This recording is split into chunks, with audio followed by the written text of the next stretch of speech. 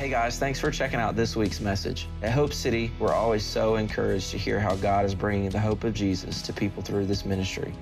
If God has used this ministry to bring hope to your life, we would love to hear about it. To share your story, you can email us at lifechange@hopecityonline.net.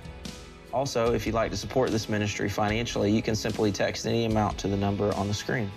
It's a safe and secure way to support the work God is doing here at Hope City. Now, let's prepare our hearts for a message of God's Word.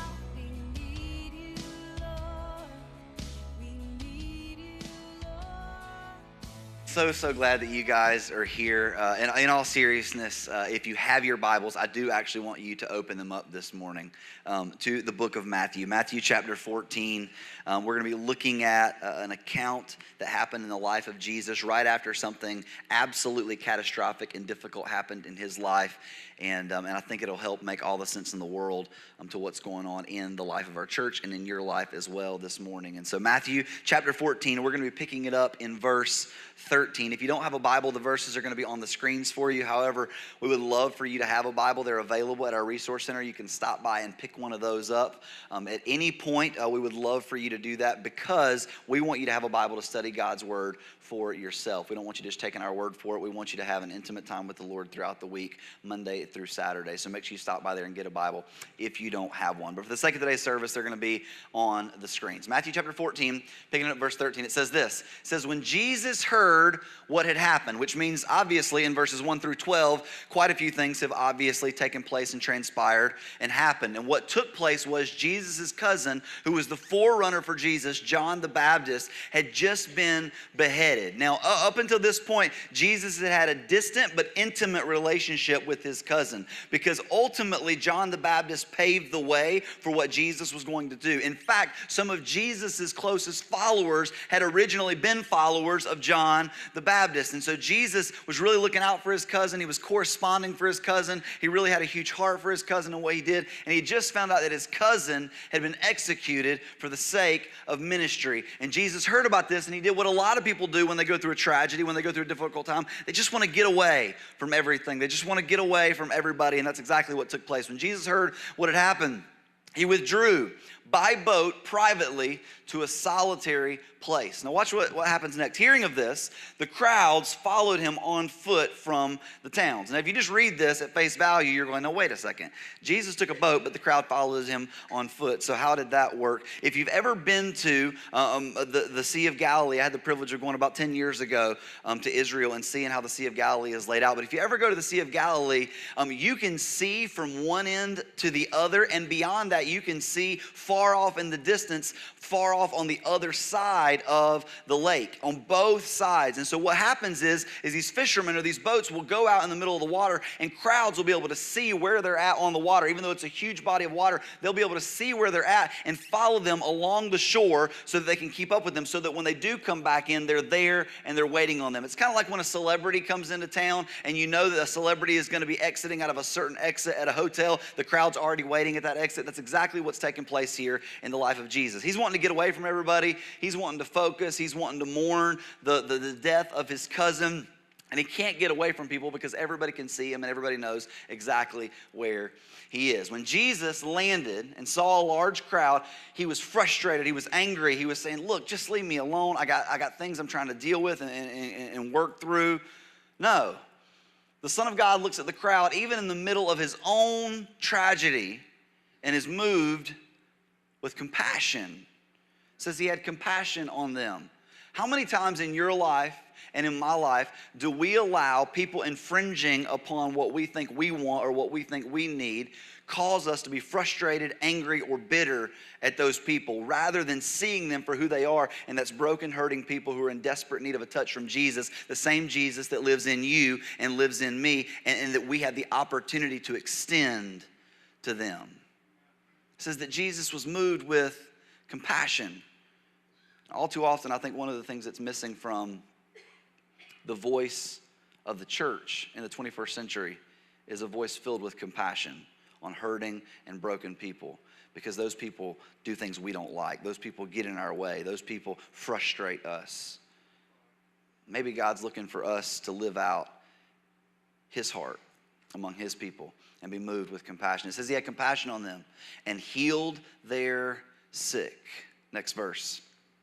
As evening approached, the disciples came to him and said, "This is a remote place and it's already getting late. Send the crowds away so they can go to the villages and buy themselves some food." Now the disciples are thinking practically. They're thinking like you and they're thinking like me. Look, you've had a rough go of it. You're mourning the loss of a really close friend or family member. You need some time to yourself. You've been here all day. You've been healing their sick. You've given enough.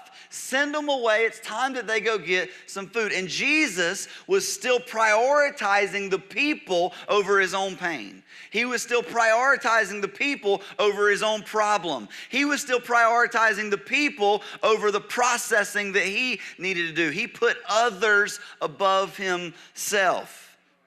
Jesus replied, "They don't need to go away. You give them something to eat."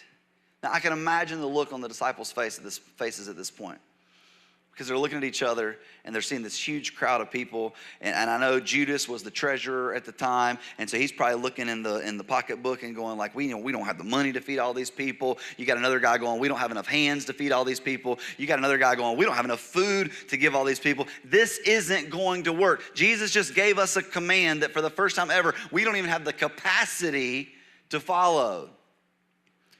And they said, "We have here only 5 loaves of bread and 2 fish. And what a parallel gospel tells us is that wasn't even their bread and fish. They stole that off a street kid.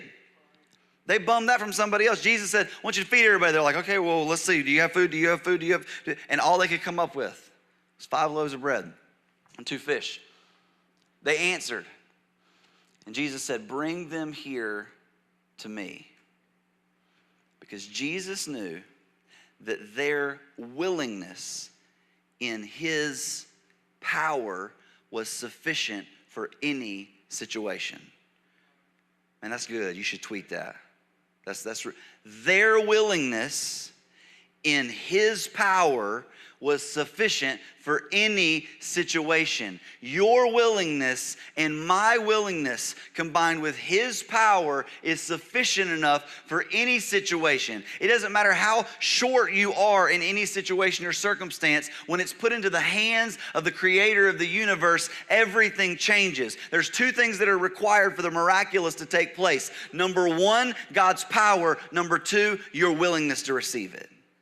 Number 1, God's power. Number 2, your willingness to receive it. "Bring them here to me," he said. And he directed the people to sit down on the grass. And taking the 5 loaves and the 2 fish and looking up to heaven, he gave thanks and broke the loaves.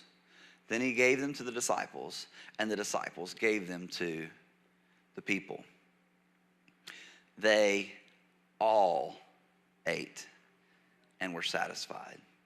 And the disciples, look at this, the disciples picked up 12 basketfuls of broken pieces that were left over.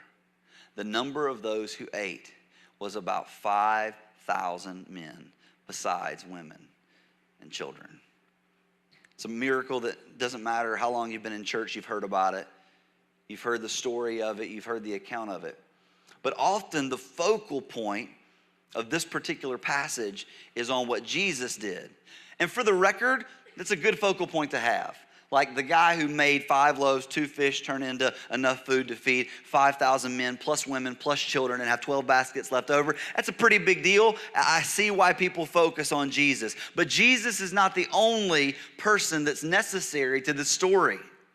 Because Jesus didn't say, "Boys, sit down and watch this. I'm going to feed these people." He didn't use this as an opportunity to show off. He didn't use this as an opportunity simply to demonstrate his power.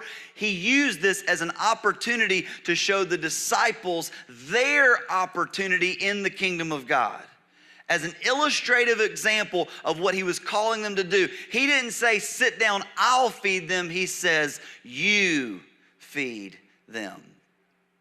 Jesus isn't the only character in the story. The disciples play such a pivotal and huge role because the disciples were the distributors of the miraculous in the lives of people who so desperately need it. I'm convinced, and maybe I'm reading too much into the text, but I'm convinced that had the disciples not been willing to do what Jesus asked them to do, the 5,000 would have still been hungry. Not because Jesus' power was limited, but because their willingness was prohibitive in the lives of these people. Say, Robbie, why are you telling us all this? Because the people who made some of the biggest difference in this story weren't necessarily the miracle workers. They were the servers who made themselves available when the miracle took place. These disciples, this is how I view the people who serve at our church week in and week out. You know why? Not because of assumption, not because of theory, not because it sounds good or preaches well, but because I've heard the stories and I've seen it firsthand. I hear people come in and talk about how their life was just falling apart and they couldn't seem to connect with anybody who would make a lasting and real difference in their life. And when we stepped onto our parking lot, somebody before they ever walked in the door said that they were glad that they were here, and that broke down a wall for them. They walked in, and not only could they walk up and serve themselves a cup of coffee somewhere, but somebody offered to serve them a cup of coffee and ask them how they were doing and engaged with them in conversation before the service ever started. They sat down and distractions were removed and barriers were taken out of the way because volunteers were trying to create the optimal environment for people to be able to hear about the life-changing message of Jesus and worship in an optimal environment where people could experience the presence of God. I've heard stories of people talking about life-changing, life-altering conversations that didn't take place during a sermon. They took place standing at the resource center, talking to somebody after the service was over, wearing a volunteer t-shirt. See, I'm convinced we're offering people the bread of life here. We're offering people hope. We're offering people peace. We're offering people joy. We're offering people love that is beyond all human understanding. We're offering that. But the distributors of what we offer isn't the staff. It isn't the people who get paid to be here. It's the people who willingly and sacrificially give of themselves so that they can take part in distributing the miraculous in somebody's life. Week in and week out, I watch this take place. I hear this take place. And just like in the story, I'm convinced that if nobody showed up, we'd miss out on a miracle. We'd miss out on an opportunity. We'd miss out on a blessing. You know, one of the most encouraging things I've seen in the last, 3-4 weeks was about 2 weeks ago. I guess it was 2 weeks ago now. Yeah, 2 weeks ago, maybe 3 weeks ago. Was during one of our worship songs, I walked outside to greet a couple people that were coming in and to say hello to a few of our volunteers. And as I turned the corner to walk outside, I look across the parking lot. And I see one of our volunteers with his hand on the shoulder of one of our attendees. And I see them praying together in the parking lot. And you know my initial knee-jerk gut reaction thought was, life change doesn't just take place from this platform. It takes place in that parking lot. It takes place out there.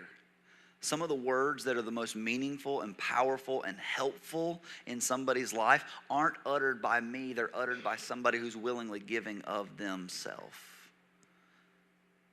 Everybody thought Jesus was awesome. Everybody thought Jesus was cool.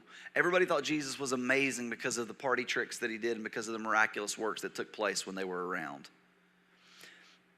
But number 3,261 on the ticket line at the world's largest fish fry didn't remember the face of Jesus.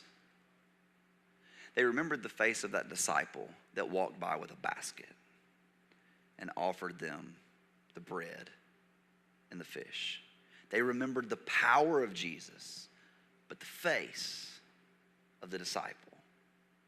How do you get people to a place and to a point where they recognize and ultimately put their trust in the power of Jesus by giving it a face, by giving it hands, giving it feet, by making it tangible in their life. So many people wander through this life seeking and searching for tangible evidence of the power of God. They want God to be real. They want God to be a difference maker. They want the whole story, the whole thing to be true. But they're looking for tangible evidence. And that evidence that they're looking for is found in people who are willing to give of themselves to be the hands and feet of Jesus. This past week, the world lost somebody, in my estimation, who was probably one of the most Christ-like people to ever walk the face of this earth. And I know that's saying a lot. But when we first opened High Rock Church down the road on Highway 49, which would later become Hope City Church, when we first opened the doors, there was a couple that came in on about our third Sunday. And they stuck out to me because they were sorely out of place. We had a lot of young people and young families and people who enjoyed loud music and people who enjoyed family ministry for their young kids. And I saw this couple come in, and they were the only couple to ever utilize the 4 handicap spots that we had up front at the front of the building. And they usually use the same one. Nobody else ever used the handicap spots. But one of our volunteers, again, just an amazing story and testament to the power of serving. One of our volunteers went out and opened their door and helped them get out of the car and helped them get a walker out of the back seat. And I remember them walking through the door, and it caught my eye because it was so out of place. It was a couple in their 80s that were coming in. And I remember so vividly my immediate thought when they walked in the door, well, this will be their first and last visit to Hope City Church, or to High Rock Church at the time. Because you know those people, like you can kind of spot those people when they walk in. If you walk in and you're like over a certain age, you're like, they're not going to like the music. If they walk in and their Bible's like bigger than a textbook, you're like, well, then they're probably not. If they walk in wearing like a suit and tie, you're like, well, they don't know how we roll. Like you can kind of spot those people, like they're not from around here, kind of a. So that was the case with these 2 individuals. Their names were Philip and Ruth Moore. And some of you who were around for the early High Rock days, you'll remember Mr. Philip and Miss Ruth. Philip, come to find out because I had the chance to visit with them in their home the next week.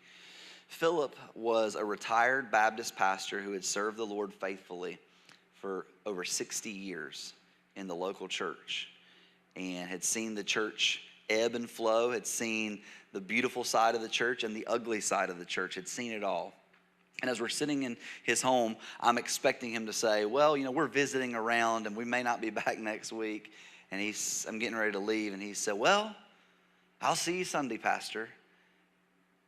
And I thought, you're coming back? And then I realized that my thought was out loud, right? And he said, well, yeah. He said, we like to be a part of a church that's, and these are his words, that's alive and making a difference. And in that moment, it dawned on me. He's not coming to our church because it's his preference. He's coming to our church because he wants to be a part of something bigger than himself. He wants to be a part of something that's making a lasting impact. He cares more about the next generation than he does about his own. And so he wants to be a part of that. And so sure enough, they came back week after week after week, joined a life group, complained about that life group because the steps were too high on the front of the house and they needed a flat house life group.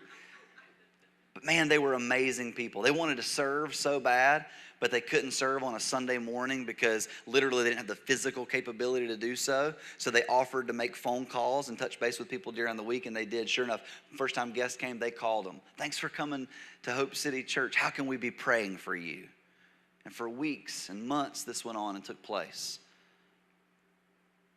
This past week, Mr. Phillip, who ultimately ended up moving to Florida to be close to his family, which I think is a general pilgrimage for all people over the age of 80. You got to at least go through Florida at some point to get to heaven. You got to make your way through Boca Raton to get to the pearly gates, right? And so they moved to Florida, and this past week he lost a very short but fierce battle with leukemia, and he passed away.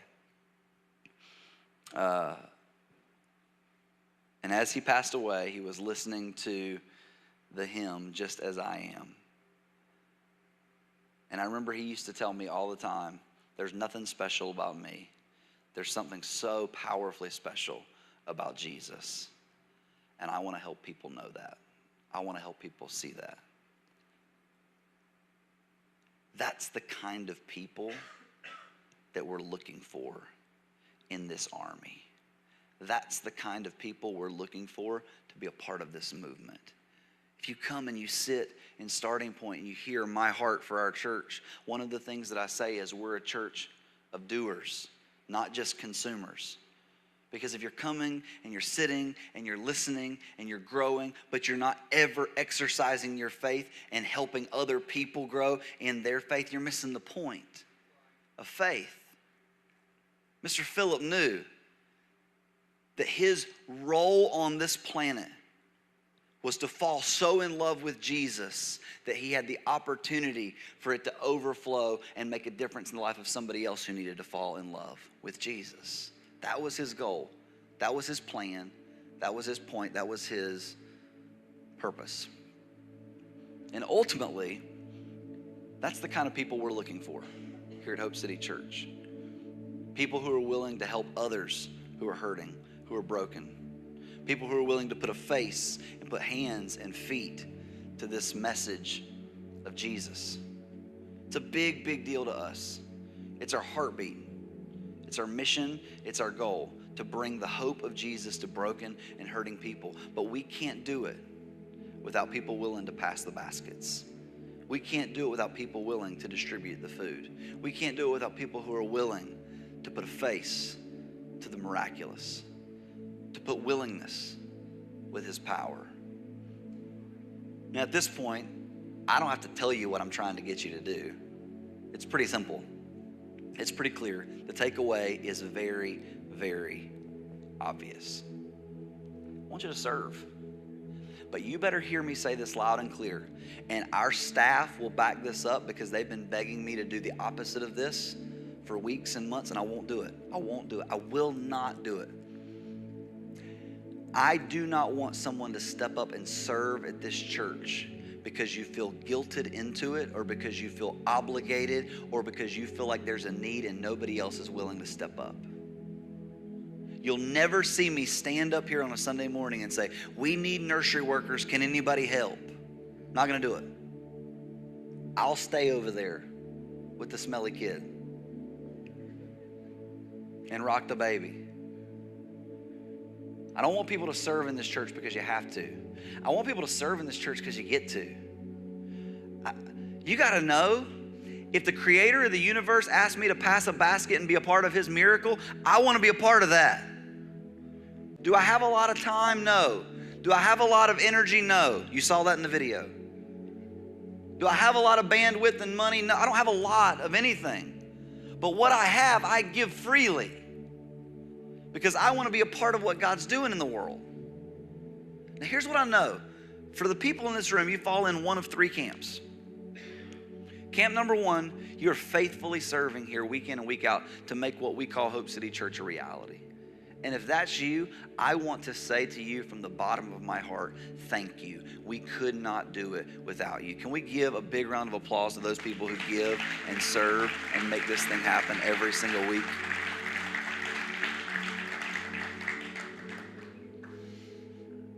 Camp number two is you used to serve somewhere here at Hope City, but then life got in the way. Life got busy. Sports happened, work happened, school happened, whatever. Or you came up with a reason why you didn't like the system, or you didn't like the strategy, or you didn't like the place. And this morning you're hearing and you're recognizing and you're realizing, you know what? Just because I don't like passing baskets, or just because there's only 12 of us to pass out to 5,000 men plus women and children, just because it's not my bag, just because I feel like I need rest, just because I feel like there's been a tragedy take place, just because I've made excuses, it doesn't negate the fact that Jesus is still asking me to be a part of the miraculous. And it's time for me to get off my hiatus. It's time for me to get off my break. It's time for me to step back up and start serving for God's kingdom. And if that's you today, you could step up and serve again. Here's the beauty of it. We got lots of places to serve here at Hope City Church. If you didn't like the last place you served, serve at a different place. People feel like they're signing up to serve, and so when they sign up, they feel like they're signing in blood, so they don't ever want to serve. You're signing in like pen. We can burn that paper, right? Sign up to serve somewhere else. Not because you necessarily like that particular area or because you feel most attached to that particular area, but because you want to be a part of what God's doing in this community. And you're not going to let the moment pass you by. Third camp are people who've never stepped up to serve. Because up until now, there's always been a reason or an excuse. It's, well, I don't know if this is the church I'm going to be at long term. I haven't been attending here very long. Well, I don't really know if this is the area. Well, I'm still praying through it. Well, my work schedule. Listen, I promise you, if you can come up with an excuse, you will. But I had a guy that I worked with at a previous church tell me something, and this is a piece of advice that, man, has stuck with me. It's a life principle that applies to every part of life. Super simple, but extremely, extremely life-altering.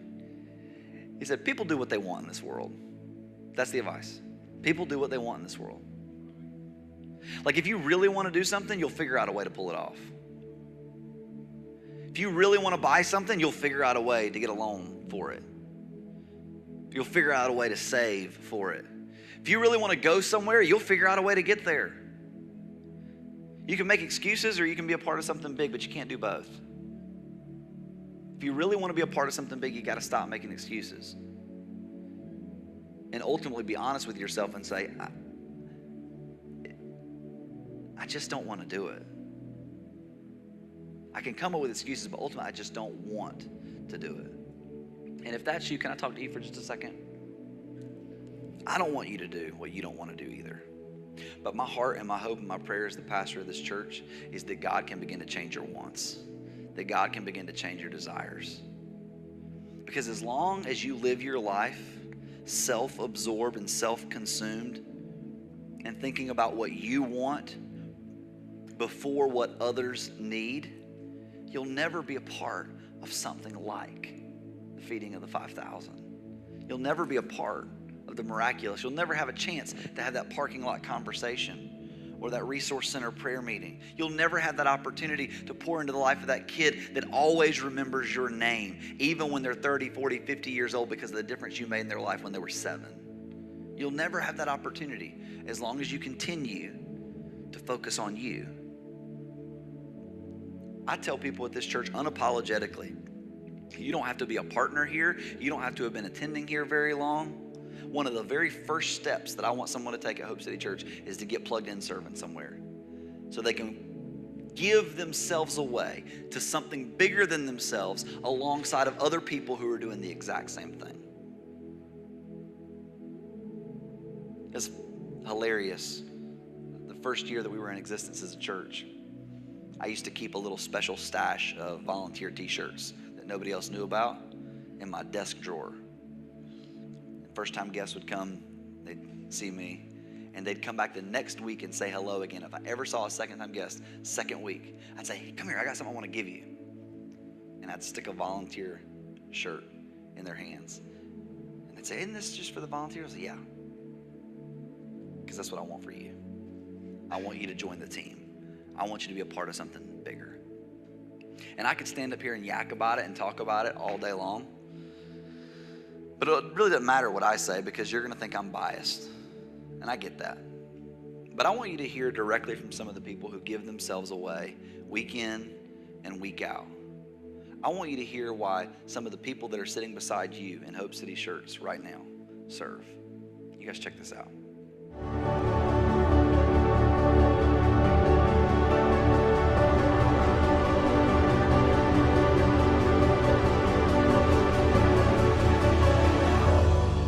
So I serve because I get to serve. It's something that I get to do, something I'm passionate about that I get to do. Unlike a job, that's something you have to do. if you want to provide for your family, and it's really a response into the decisions that Adam made in the garden all those years ago. And I look at service as a response to what God has done for me on the cross, and the gifts he has given me, and to share those gifts with others. Ultimately, through serving and sharing your gift might be the reason why someone makes the decision to accept Christ for themselves. I like to serve because I enjoy what I do. It's a fun way to kind of learn new things. Came a long way learning stuff, so that's cool. Also, I like serving because the people I'm with are fun to hang around with, and they're just good friends. I initially started serving as a way to get connected and meet more people at Hope City. It was a great way for me to connect with people that I wouldn't normally get to meet.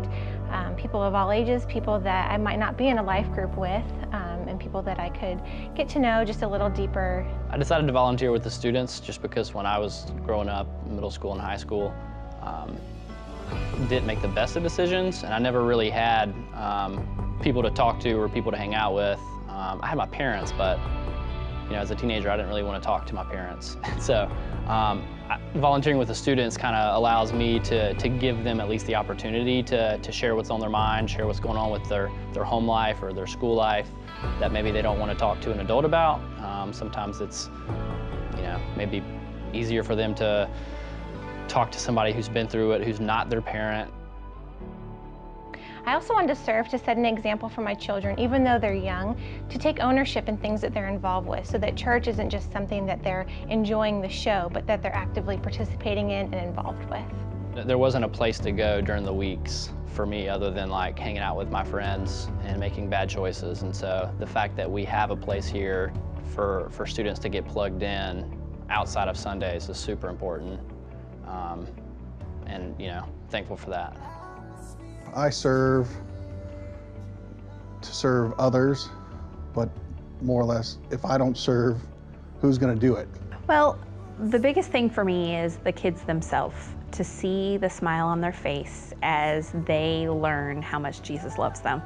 The simplest of things, coming from singing a song or reading a story or just coming in every Sunday and seeing the same faces that's in the room and somebody that gives them a hug, or just the genuine, emotions that come with it.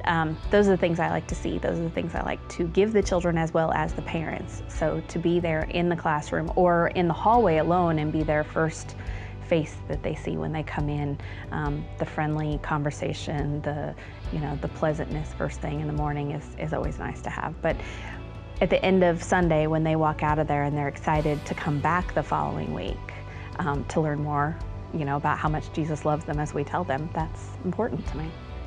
I serve to be a part of the church, because the more I serve within it, the more I feel like I'm really a part of something that I'm making change. And if I or some of the other people that are in the group that I work with are not there, who's going to do that for the church?